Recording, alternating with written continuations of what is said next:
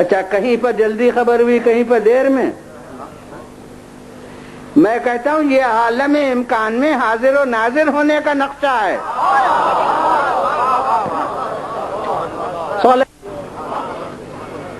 بس جس طرح تمہارے نفس کو تعلق اس پورے جسم سے تمہارے ہے، چھوٹے سے جسم سے، ویسے ہی خالق کا تعلق تمام کائنات سے ہے. لہذا مشرق کی بات کی بھی اسے خبر، مغرب کی بات کی بھی اسے خبر، تہہ زمین کی بھی خبر، بالائے آسمان کی بھی خبر. کائنات میں جتنے اجزاء ہیں اس کو کسی کے جا کر اطلاع دینے کی ضرورت نہیں، کوئی رپورٹ کرنے کی ضرورت نہیں، کوئی حاجت نہیں خبر رسانی کی. اور تمام کائنات میں اس کا علم محیط ہے. وسع کل شیء علما، تمام شے پر اس کا علم محیط ہے. وہ آپ کے جسم کے اندر اس کا نمونہ پیش کر دیا. اسے دنیا سمجھ لیتی ہے، اسے نہیں سمجھتی. یہ دنیا کی ستم ظریفی ہے. تو یہ اب یہ بس مستقل موضوع اس وقت یہ بھی نہیں ہے، یہ بھی عبوری دور کا موضوع ہے. تو اب جب چونکہ اس کو اپنی صفات کا جلوہ گاہ امکانی حد تک بنا دیا ہے، اس لیے وہ سب جاننے کا ذریعہ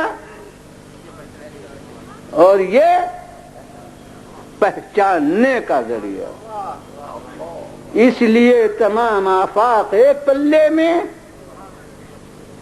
اور ایک پلے میں یہ نفس انسانی.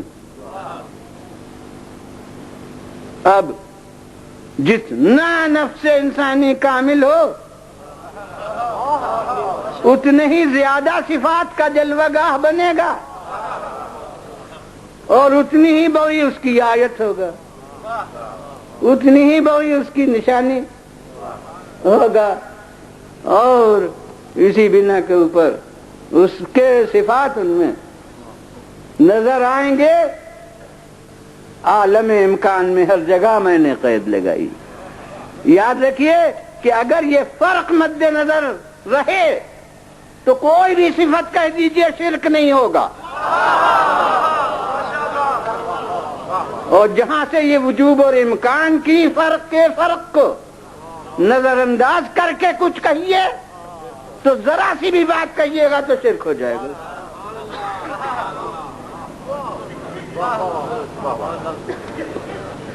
بھئی یہ کوئی اہم مسئلہ نہیں ہے، فلسفے پر موقوف نہیں.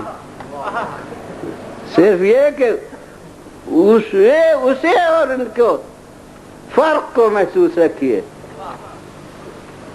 کہ وہ عطا کرنے والا ہے، یہ اس سے فیض حاصل کرنے والا ہے.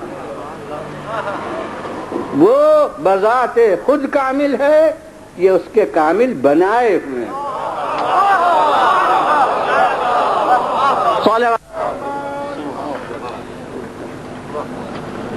اور اب وہ ایک دن تو یہ موضوع درمیان میں آ گیا تھا، لیکن اب یہاں ربط ہو گیا کہ بھئی یہی مراتب کمال ہوں گے کہ کوئی درجہ ہوگا کہ وہ نفس بس آپ کا نفس رہے، اور کوئی مرتبہ کمال اسی نفس امکانی و انسانی کا یہ ہوگا کہ وہ اپنا نفس کہہ دے.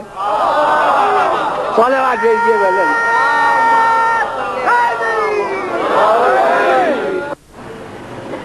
تو انسان اگر اس انسان کی منزل کو سمجھ لے تو پھر خدا کو سمجھ لے گا. اور اس کو یوں کہا جائے کہ جتنا اپنے کو سمجھے گا اتنا خدا کو سمجھ لے گا. اور جب اپنے نفس کو جتنا سمجھے گا اتنا خدا کو سمجھے گا تو وہ بلندتر نفوس جس کو اس نے اپنا نفس قرار دیا ہے اس کی معرفت بغیر ان کی معرفت کے کیوں کر ہوگی. صلوات دیجیے بلند.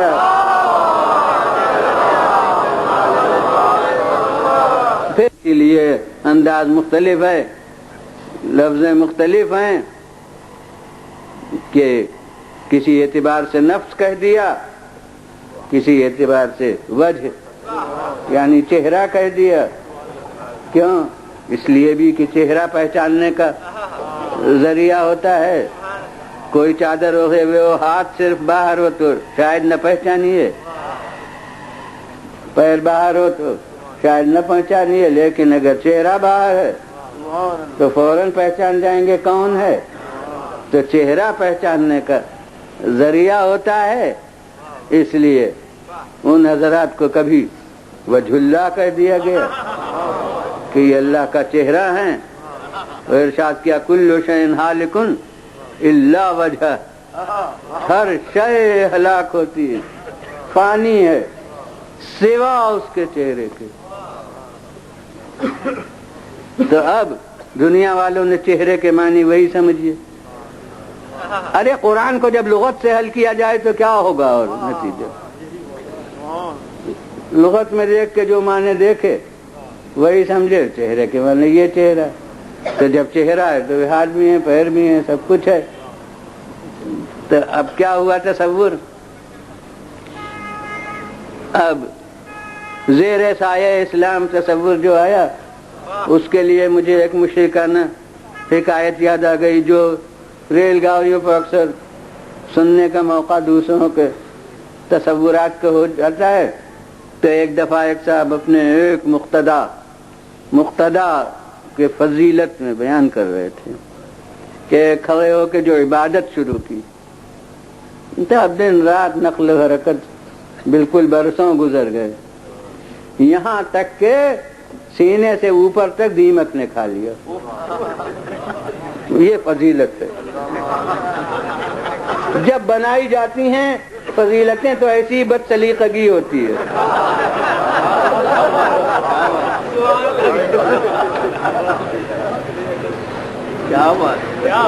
تو یہ میں نے خود ایک عقیدت مند سے ان کی زبان سے یہ حکایت سنی تھی. ان کا نام وہاں مجھے نہیں یاد رہا، ان صاحب کا بزرگ کا جو دیمک کے کھائے ہوئے تھے.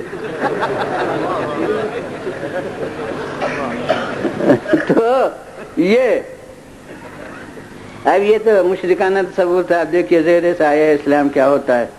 قرآن کو کافی سمجھنے کا نتیجہ کہ یہ قرن اول میں جو خیر القرون ہے، اس وقت کے تصورات جو پھیل گئے تھے ان کا دخل کہ حضرت امام کے سامنے، اب احتیاطاً میں امام کا نام لیتا ہوں، اس میں دھوکہ ہو سکتا ہے، حالانکہ وہ ایک امام کا ہے دوسرا امام، وہ تو سب میں وحدت ہے حقیقت. لیکن کیا ضرورت ہمارے لیے جس کا بھی ان میں سے کلام ہو، بہرحال ہے انہیں میں سے. کہ معصوم کے سامنے یہ آیت پڑھی گئی کل شیء ہالک الا وجہ، ہر شے فنا ہونے والی سوا اس کے. امام سے مفہوم اس کا سمجھا، معنی پوچھے شاید آپ نے فرمایا لوگ کیا معنی سمجھتے ہیں؟ لوگ عوام بیچارے کیا جانے، یعنی علماء جو کہلاتے ہیں وہ اس کے کیا معنی کرتے؟ کہتے ہیں حضور وہ تو ایسی، یہ صحابی تھے مگر ان کا ضمیر ایمانی اسے برداشت نہیں کرتا تھا کہ وہ بیان بھی کریں. انہوں نے کہا حضور وہ تو ایسی بات کرتے ہیں کہ جو میری ہمت ہی نہیں، میری جرت ہی نہیں کہ میں اس کو نقل قول کروں. آپ کا ذرا بتاؤ تو، سناؤ تو کہ وہ لوگ کیا کہتے ہیں. آپ نے وہ لوگ تو کہتے ہیں کہ قیامت اتنی مدت دراز کے بعد آئے گی اور اتنا زمانہ گزر جائے گا، اور اللہ سبحانہ قدیم ازلی سرمدی جس کی ابتدا کو ہم جان ہی نہیں سکتے، تو امتداد زمانہ سے اللہ بس صرف چہرہ رہ جائے گا. اب وہ دیمک نہ صحیح ہے، امتداد گھس گھس کر، جسے گھسنا کہتے ہیں. اب مجھے نہیں معلوم یہاں کیا محاورہ